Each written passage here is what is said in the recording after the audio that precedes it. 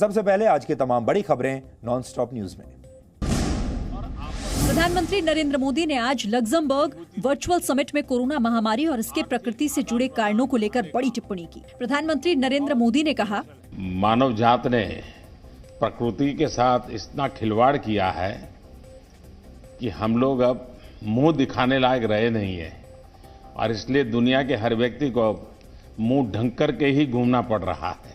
Virtual summit में प्रधानमंत्री मोदी और लग्जमबर्ग के प्रधानमंत्री जेवियर बेटेल ने द्विपक्षीय संबंधों पर चर्चा की। 2 दशक में भारत लग्जमबर्ग के बीच ये पहली शिखर बैठक है। दोनों प्रधानमंत्रियों ने एक दूसरे को अपने देश की यात्रा का न्योता भी दिया। देश के स्वास्थ्य मंत्री डॉक्टर हर्षवर्धन ने जी न्यूज से बातचीत में कहा है कि जनवरी 2021 तक कोरोना की स्वदेशी वैक्सीन उपलब्ध हो जाएगी और जून-जुलाई महीने तक 25 से 30 करोड़ लोगों को वैक्सीन मिलेगी। कम से कम 25-30 करोड़ लोगों को आने वाले जो साल में हम जुलाई अगस्त तक वैक्सीन देने की और उसकी मोडालिटीज की तैयारी कर रहे हैं। कल से शुरू हो रहे कोवैक्सीन के तीसरे चरण के ट्रायल के लिए हरियाणा के स्वास्थ्य मंत्री अनिल विज ने खुद वॉलंटियर करने की इच्छा जताई है। इस बीच केंद्रीय मंत्री सदानंद गौड़ा भी कोरोना संक्रमित हो गए हैं। पिछले 24 घंटे में संक्रमण के 45,576 नए केस आए और 585 लोगों की मौत हुई। इस दौरान 48,493 लोग ठीक हुए। देश में अब तक कोरोना वायरस से 89,58,483 लोग संक्रमित हुए हैं। इनमें से 83,83,602 लोग ठीक हो चुके हैं। अहमदाबाद में बढ़ते संक्रमण को देखते हुए कर्फ्यू लगा दिया गया है। कर्फ्यू रात 9 बजे से कल सुबह 6 बजे तक के लिए है। दिल्ली में मास्क नहीं पहनने पर अब 2,000 रुपए जुर्माना देना होगा। पहले 500 रुपए जुर्माना लगता था। दिल्ली में कोरोना संक्रमण के मामले लगातार बढ़ते जा रहे हैं। पिछले 24 घंटे में कोरोना के 7,486 मामले सामने आए हैं और 131 मरीजों की मौत हुई। संक्रमण बढ़ने के साथ ही अस्पतालों में बेड की कमी हो गई है। मैं इनका शुक्रगुजार हूं कि यहाँ के डॉक्टर्स आईसीयू बेड्स, अभी फिलहाल 50 आईसीयू बेड्स यहाँ पे कोविड के लिए डेडिकेटेड हैं, उसे बढ़ा के वो 100 आईसीयू बेड्स करने के लिए तैयार हो गए हैं। होम मिनिस्टर साहब ने कहा था कि मंडे शाम तक 250 बेड्स आ जाएंगे और ट्यूसडे शाम तक और 250 बेड्स आ जाएंगे। 500 बेड्स वेंटिलेटर के साथ और 250 बेड्स नॉन वेंटिलेटर के उन्होंने 750 कहे थे। तो अभी हम इंतजार कर रहे हैं, मुझे उम्मीद है कि जल्द से जल्द वो देंगे। कोरोना संक्रमण को लेकर गृह मंत्रालय ने दिल्ली से लगे राज्यों हरियाणा और उत्तर प्रदेश को अस्पतालों का सर्वे करवाने के निर्देश दिए। इसके अलावा छतरपुर के कोविड केयर सेंटर के 500 आइसोलेशन बेड को अपग्रेड किया गया है। छतरपुर और शकूर बस्ती में 50 डॉक्टर और 175 पैरामेडिक्स तैनात किए गए हैं। गृह मंत्रालय के निर्देश पर दिल्ली में पिछले 3 दिनों में 150 आईसीयू बेड भी उपलब्ध कराए गए हैं। शकूर बस्ती रेलवे स्टेशन पर 800 बेड वाले ट्रेन कोच भी तैयार हो गए हैं। जम्मू के नगरोटा में सुरक्षा बलों ने जैश-ए-मोहम्मद के 4 आतंकवादियों को मार गिराया।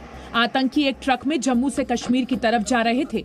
नगरोटा टोल प्लाजा पर उन्हें रोका गया तो उन्होंने फायरिंग शुरू कर दी। सुरक्षा बलों ने आतंकियों को पहले सरेंडर का मौका दिया। ट्रक के अंदर जो भी छुपा है हथियार डाल के हाथ ऊपर करके बाहर आ जाए। उसके बाद जवाबी कार्रवाई में 4 आतंकी मार गिराए गए। सुरक्षा बलों के मुताबिक आतंकी पुलवामा जैसे किसी बड़े हमले को अंजाम देना चाहते थे।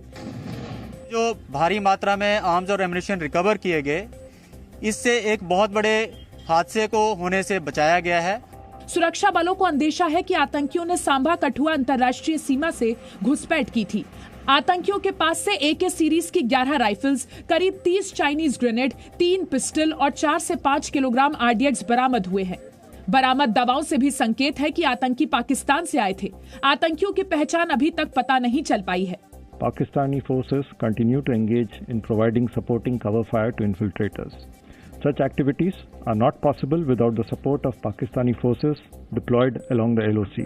वहीं जम्मू कश्मीर पुलिस के मुताबिक आतंकियों की जम्मू कश्मीर में दिसंबर में होने वाले पंचायत चुनाव को प्रभावित करने की कोशिश थी। NIA ने मामले की जांच शुरू कर दी है। वहीं हमले के मास्टरमाइंड हाफिज सईद को पाकिस्तान की अदालत ने 10.5 साल की सजा सुनाई है और हाफिज की संपत्ति जब्त करने का आदेश दिया है। लाहौर की आतंकवाद विरोधी अदालत ने आतंकी फंडिंग के 2 मामलों में जमात-उद-दावा के चीफ हाफिज सईद समेत 4 आतंकियों को सजा सुनाई। हाफिज के 2 साथियों जफर इकबाल और याहिया मुजाहिद को भी 10-10 साल की सजा दी गई। जबकि आतंकी अब्दुल रहमान मक्की को 6 महीने जेल की सजा सुनाई गई है। आतंकी फंडिंग के मामले में पाकिस्तान में जमात-उद दावा के आतंकियों पर 41 मामले दर्ज किए गए थे। इनमें से 24 में फैसले सुनाए जा चुके हैं। आतंकी हाफिज सईद को इस साल फरवरी में भी पाकिस्तान की कोर्ट ने 11 साल की सजा सुनाई थी। 17 जुलाई को गिरफ्तार करके हाफिज सईद को लाहौर की कोट लखपत जेल में रखा गया था। बिहार के शिक्षा मंत्री डॉक्टर मेवालाल चौधरी ने आज पद संभालने के 3 घंटे में इस्तीफा दे दिया। मेवालाल चौधरी को 2017 के सबौर कृषि विश्वविद्यालय नियुक्ति घोटाले में जमानत मिल गई थी। डॉक्टर मेवालाल उस वक्त विश्वविद्यालय के कुलपति थे। इस मामले में भागलपुर कोर्ट में अभी चार्जशीट पेश नहीं हुई है। आरजेडी ने केस छिपाने का आरोप लगाकर जेडीयू विधायक मेवालाल को मंत्री पद से बर्खास्त करने की मांग की थी। भ्रष्टाचार के आरोपों से घिरे बिहार के नवनियुक्त शिक्षा मंत्री को आखिरकार विपक्ष के दबाव के आगे झुकना पड़ा और मुख्यमंत्री नीतीश कुमार जी को इस्तीफा लेना पड़ा। शिक्षा मंत्रालय का अतिरिक्त प्रभार मंत्री अशोक चौधरी को दे दिया गया है। पश्चिम बंगाल के मालदा में एक फैक्ट्री में धमाके के बाद राज्यपाल और ममता सरकार में टकराव हो गया। राज्यपाल जगदीप धनखड़ ने कहा कि फैक्ट्री में अवैध ढंग से बम बनाए जा रहे थे। इस धमाके में 5 लोगों की मौत हो गई। राज्यपाल ने धमाके को लेकर फिर कानून व्यवस्था का सवाल उठाया और राज्य सरकार से कार्रवाई को कहा। जवाब में पश्चिम बंगाल सरकार की गृह मंत्रालय ने राज्यपाल के आरोपों को खारिज कर दिया। गृह मंत्रालय ने कहा कि प्लास्टिक फैक्ट्री में धमाका तकनीकी वजह से हुआ, वहां कोई बम फैक्ट्री नहीं चल रही थी। धमाके में 5 लोग जख्मी भी हुए हैं। शिवसेना ने पाकिस्तानी नाम वाली दुकानों के विरोध से खुद को अलग कर लिया है। कल मुंबई में कराची रेस्टोरेंट के मालिक को एक शिवसैनिक ने धमकी देकर रेस्टोरेंट का हिंदुस्तानी नाम रखने को कहा था। शिवसेना प्रवक्ता संजय राउत ने आज बयान दिया। कराची बेकरी और कराची स्वीट्स मुंबई में 60 साल से है। उसका पाकिस्तान से कोई संबंध नहीं है। ऐसे में नाम बदलने की बात बेतुकी है। ये शिवसेना की आधिकारिक मांग नहीं है। सूत्रों के मुताबिक इस मामले में कांग्रेस एनसीपी ने नाराजगी जताई थी और शिवसेना से रवैया साफ करने को कहा था।